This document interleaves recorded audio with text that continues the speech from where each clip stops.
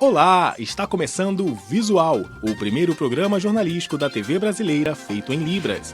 No facebook.com/Visual TV Brasil, você fica por dentro de mais notícias do nosso programa e do universo da acessibilidade.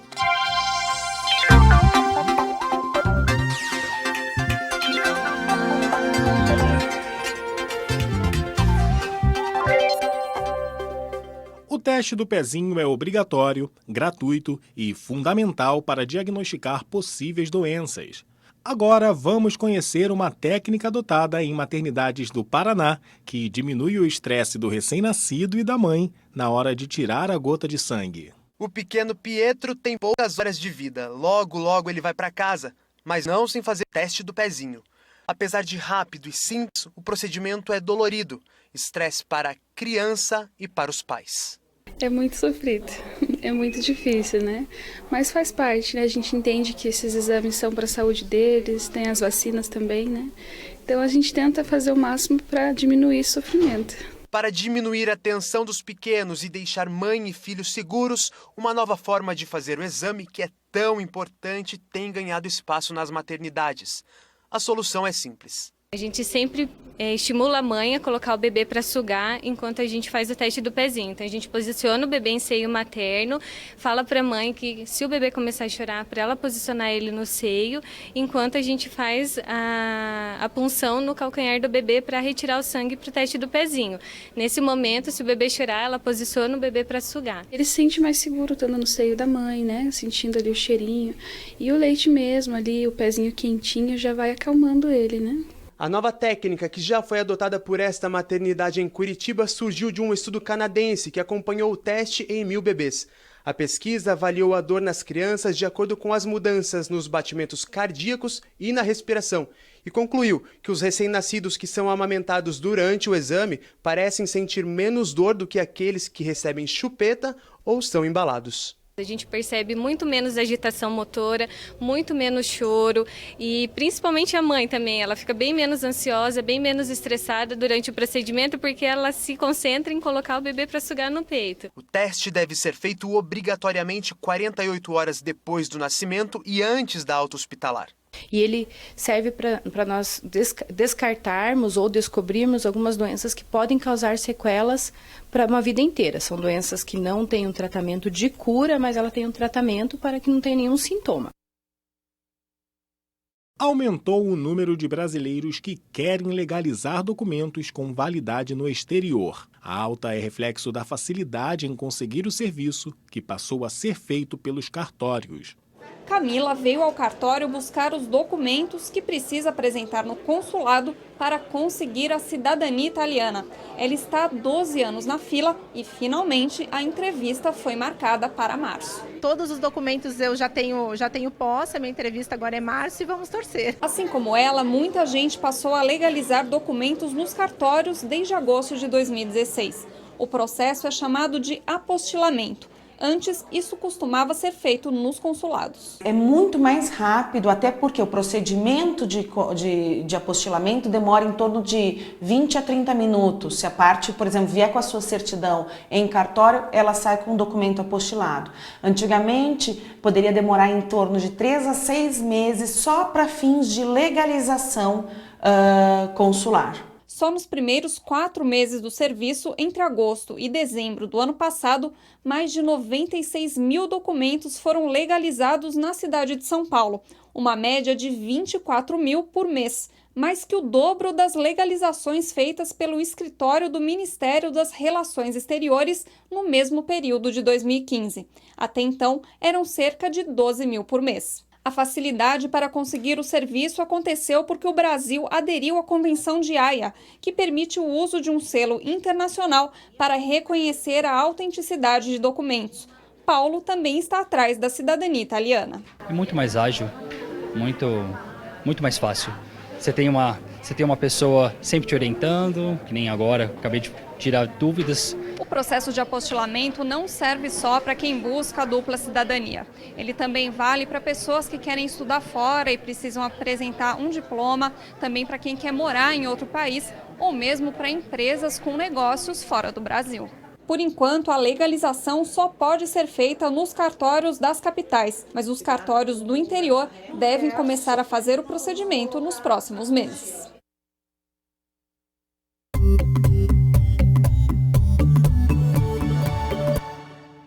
Esporte adaptado. O Brasil encontra o caminho.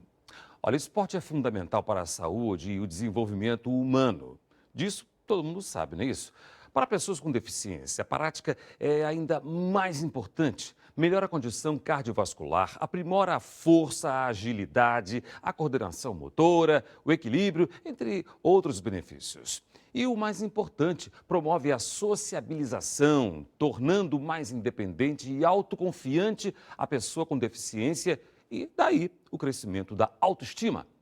O esporte adaptado surgiu na primeira década do século XX e lá se vão quase 100 anos. As primeiras experiências foram com jovens com deficiência auditiva em modalidades coletivas. As pessoas com deficiência física tiveram o esporte adaptado no fim da Segunda Guerra Mundial, quando os soldados voltaram para seus países com mutilações e outras deficiências. No Brasil, a prática começou pelos idos dos anos 60. O país vem conquistando um belo espaço em competições. Nos últimos Jogos Pan-Americanos, tivemos o melhor desempenho em toda a história da competição. O primeiro lugar no quadro de medalhas com 109 de ouro, 74 de prata e 74 de bronze, 257 no total. Isso sem falar nos Jogos Paralímpicos do Rio. Claro, ano passado, quando chegamos em 8º lugar com um total de 72 medalhas. Um progresso impensável há alguns anos atrás, até por conta do pouco investimento que se faz. Por hoje é só. Um abraço para você que acompanha o Visual e até a próxima. Em tempos de crise, todo mundo precisa pensar muito bem onde vai investir o dinheiro. A compra da casa própria, por exemplo, é uma opção para muita gente, mas pode não ser a melhor alternativa. Carol e Gabriel dividem um apartamento no centro de Bauru há 3 meses.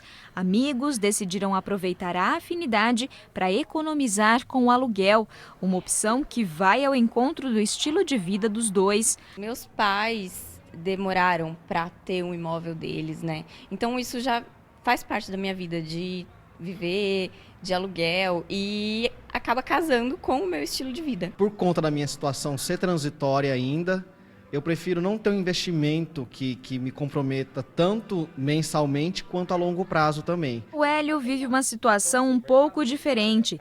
Tem um emprego estável e até poderia investir o dinheiro que tem guardado em um imóvel, mas não acha essa opção vantajosa e prefere continuar pagando aluguel. Quando você compra um imóvel, independente da sua situação, você está naquele imóvel. Você vai pagar ele, normalmente, o financiamento 25 anos, aí no mínimo, né? Porque o preço do imóvel é caro. E você vai ter que ficar ali naquele imóvel, né? Você pode trocar de emprego, perder o emprego, você vai ter um emprego pior, você vai ter que se manter com aquele custo que você tinha. A opção da Carol, do Gabriel e do Hélio vai na direção oposta de uma pesquisa feita aqui no estado. O levantamento revelou que os jovens são os compradores em potencial de imóveis novos, a maior parte deles usando financiamentos e comprometendo até 31% da renda. Ainda assim, os números não significam que essa é a escolha certa. Para este assessor de investimentos, a pesquisa reflete um cenário conservador verificado em muitas cidades. Gabriel acredita que a falta de conhecimento leva as pessoas a imaginarem que a compra de um imóvel é o único investimento viável, mas há outras opções no mercado financeiro. Hoje a gente tem Tesouro Direto, LCI e LCA, que são os produtos que mais estão na moda aí, né? Fundos de investimento. Então, com qualquer valor a gente consegue fazer aplicação nessas opções e acumular dinheiro, né? Dependendo do objetivo do investidor.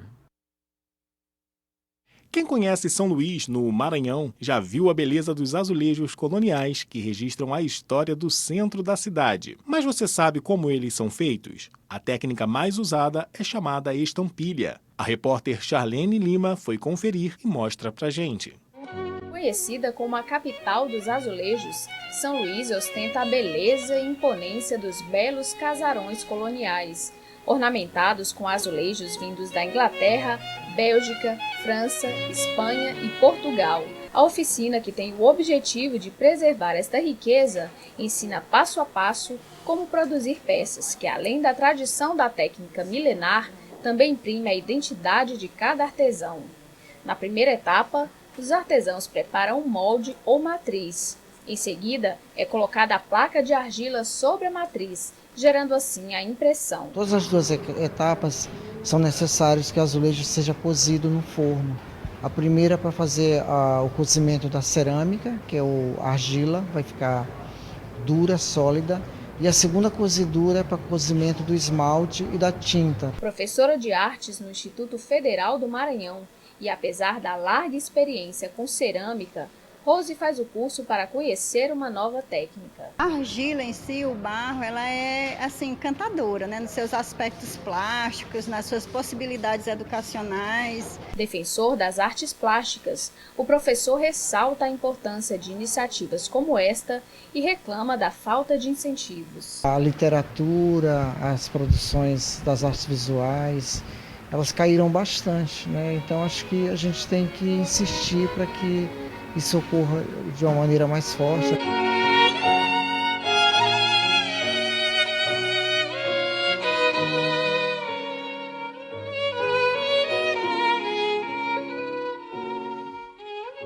O Visual fica por aqui. A gente volta amanhã às 8 da manhã. Tchau! Pelo WhatsApp você tem um canal de comunicação direto com a gente. Anote aí o número 021 974 522 300.